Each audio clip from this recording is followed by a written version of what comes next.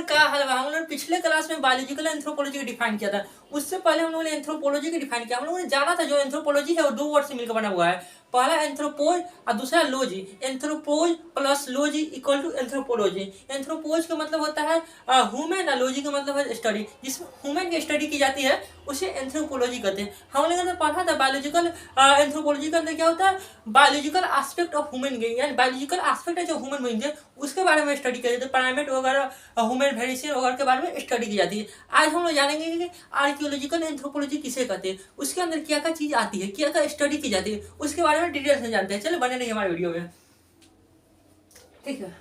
Archaeological anthropology है ना, study of past human and culture through material remains. जो materials बचा हुआ है ना उसको स्टडी करके हम अपने पास्ट को, ह्यूमन के जो पास्ट है उसको एनालाइज करते हैं। किसके अंदर, आर्कियोलॉजिकल एंथ्रोपोलॉजी के अंदर, ठीक है ना। Focus on the materials past, बीता हुआ कल, the tools, food, pottery, art, shelter, seed and other object left behind by people. जो पुराने जमाने के लोग जैसे पोट्री, घड़ा वगैरह, बर्तन के, मिट्टी के बर्तन यूज करते थे, टूल्स वगैरह यूज करते थे, आर्ट्स वगैरह था जो गुफाओं में कला वगैरह देखने को मिलता है, शेल्टर वहाँ उसका आवास वगैरह जैसे बड़े बड़े गुफाओं बने हुए हैं, सीड जो पुराने जमाने के कहीं की सीड रेमीन जीवाश्म बच गए उसके बारे में, अदर ऑब्जेक्ट जो भी पुराने जमाने के लोगों द्वारा उपयोग किए ऑब्जेक्ट बचे हुए ना उसको एनालाइज करके हम पता लगाते हैं उसके कल्चर के बारे में। किसके अंदर, आर्कियोलॉजिकल एंथ्रोपोलॉजी के अंदर। किसके अंदर, आर्कियोलॉजिकल एंथ्रोपोलॉजी के अंदर, ठीक है ना।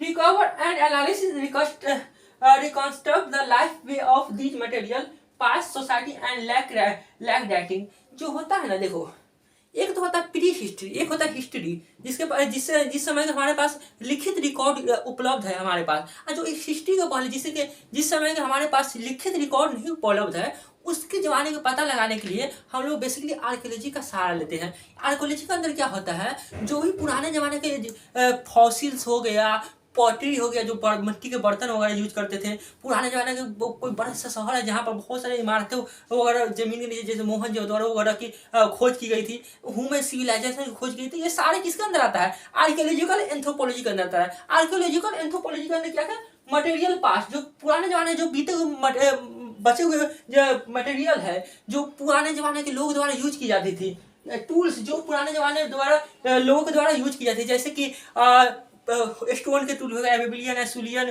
ब्लेड टूल, फ्लेग टूल वगैरह बहुत सारे टूल्स थे, उसके बारे में किसके अंदर स्टडी की जाती है, आर्कियोलॉजिकल एंथ्रोपोलॉजी के अंदर स्टडी की जाती है। फूड, पुराने जमाने का फूड क्या लोगों का फूड क्या था उसके बारे में स्टडी की जाती है, किसके अंदर, आर्कियोलॉजिकल एंथ्रोपोलॉजी के अंदर। पोइट्री ने पुराने जमाने के लोग जो बर्तन यूज करते थे मिट्टी वगैरह के उसको स्टडी करते कि उस समय यानी सारे टूल, वहाँ के बर्तन, वहाँ के समाज, वहाँ के क्या कहते हैं सिटी के बारे में पता लगे, जो गाँव वहाँ का जो आवास स्थल है, शेल्टर, ये जो वहाँ रहते थे उसके बारे में पता लगा के ये एनालाइज करते कि वहाँ का जो उस समय के जो इंफ्रास्ट्रक्चर था वो कितनी हाई थी, उनकी इंफ्रास्ट्रक्चर कैसा था उसके बारे में पता लगता है। पहले के लोग क्या यूज करते थे, कैसे वो सोसाइटी था, पहले के जमाने का सोसाइटी कैसा था वो भी पता लगाते किसके द्वारा, आर्कियोलॉजिकल एंथ्रोपोलॉजी के द्वारा।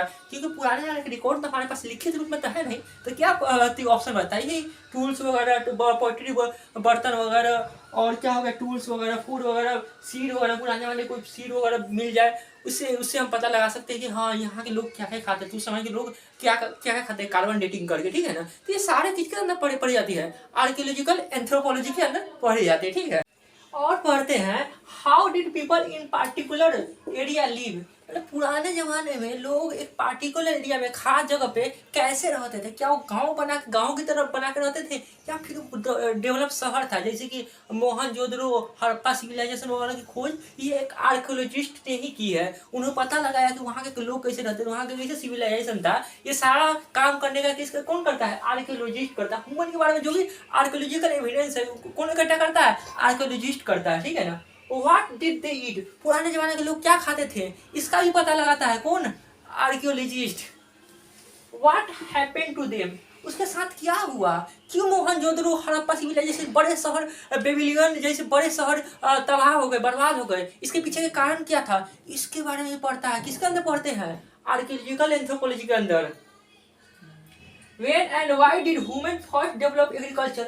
क्यों और क्या है पहली बार ह्यूमन ने एग्रीकल्चर यानी खेती करना स्टार्ट किया।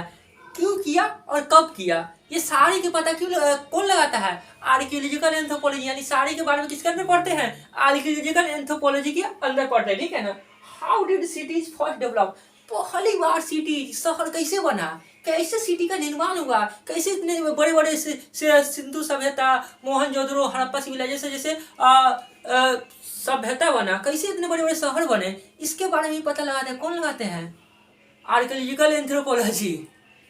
What type of interaction prehistoric people have with their neighbor?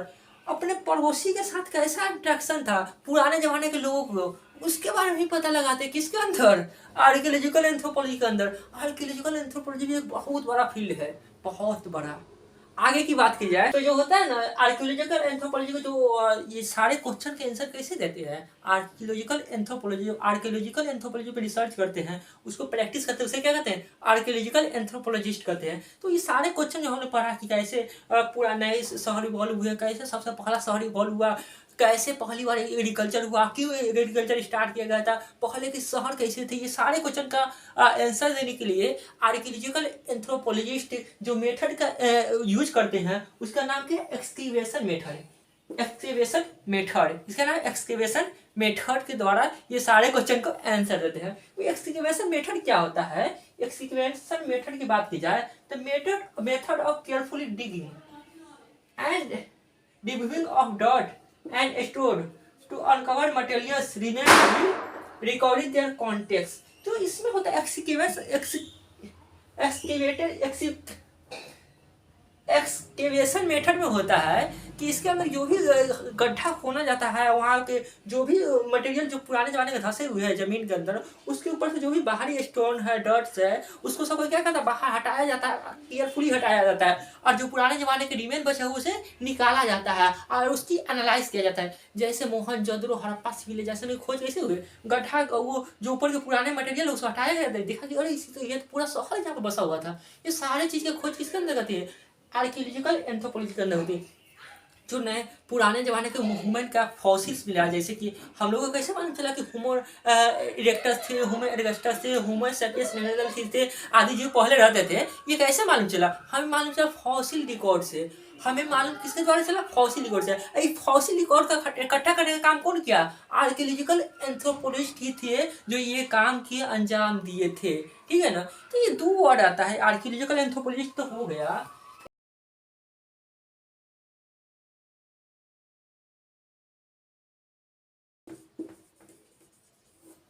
एक और आता है, क्या आता है? पेलियोंटोलॉजी। ये भी क्या काम करता है? ये फॉसिल रिमेन को एक्सपोज करता है, उसके बारे में पता लगाता है।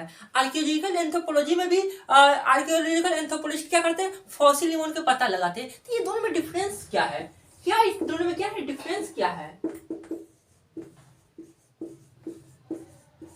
इस दूसरे में डिफरेंस है क्या? ये बात की जाए पेलियोंटोलॉजी में तो इसमें क्या होता है? जो पुराने जो एनिमल है या प्लांट के जो रिमेन धरती के अंदर बचे हुए जीवाश्म बचे हुए उसका पता लगाया जाता है। यहाँ ध्यान दो, दो वर्ड यूज हो रहा है, एक प्लांट है, दूसरा एनिमल, यानी इसके अंदर सभी चीज के पता लगाया जाता है। प्लांट, कोई भी प्लांट हो, एनिमल चाहे कोई भी डायनासोर वगैरह के पता भी पेलियोंटोलॉजिस्ट के अंदर ही लगाया, पेलियोंटोलॉजी के अंदर ही लगाया गया। यानी पेलियोंटोलॉजी में सारे जो एनिमल आ गए, जो भी प्लांट आ गए, सारे का पता लगाया जाता है। किसके अंदर? पेलियोंटोलॉजी के अंदर। लेकिन आर्कियोलॉजिस्ट आर्कियोलॉजी जो कि एंथ्रोपोलॉजी का सब डिसिप्लिन है, तो इसके अंदर सिर्फ ह्यूमन के बारे में पता लगाया जाता है, ह्यूमन से रिलेटेड चीजों को पता लगाया जाता है। प्लांट वगैरह के कोई लेना देना नहीं है। जो भी चीज ह्यूमन से रिलेटेड नहीं है उसमें वो आर्कियोलॉजिकल एंथ्रोपोलॉजी में नहीं आता है, वो पेलियोंटोलॉजी में पता लगाया जाता है, ठीक है ना। तो ये आर्कियोलॉजिकल एंथ्रोपोलॉजी पेलियोंटोलॉजी के बीच के डिफरेंस की बात की जाए तो ये आर्कियोलॉजिकल एंथ्रोपोलॉजी में सिर्फ ह्यूमन रिमेन्स का पता लगाया जाता है। ह्यूमन के जो जीवाश्म है, पुराने जमाने के जो बचे हुए जीवाश्म है, उसका पता लगाया जाता है। लेकिन पेलियोंटोलॉजी में जो के अंदर डायनासोर का जीवाश्म हो गया, प्लांट का जीवाश्म हो गया, कोई भी एनिमल का जीवाश्म हो गया, सारी चीज का पता लगाया जाता है किसके अंदर? पेलियोंटोलॉजी के अंदर। तो इस मामले में दोनों डिसिप्लिन अलग अलग है, ठीक है ना। तो आर्कियोलॉजिकल एंथ्रोपोलॉजी में क्या होता है? एक्सकेवेशन मेथड के द्वारा पुराने जमाने के जो भी रिमेन बचे हुए हैं उसको एनालाइज कर और उस समय का कल्चर क्या था, उस समय का सोसाइटी क्या था, उनका अनुमान लगाया जाता है, उसका पता लगाया जाता है। किसके अंदर? आर्कियोलॉजिकल एंथ्रोपोलॉजी के अंदर।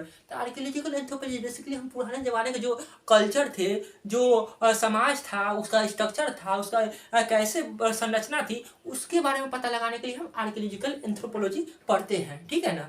तो आज की वीडियो करते हैं यहीं समाप्त। ऐसे ही मोर इन्फॉर्मेटिव वीडियो पाने के लिए चैनल को सब्सक्राइब करना मत भूलना। खत्म।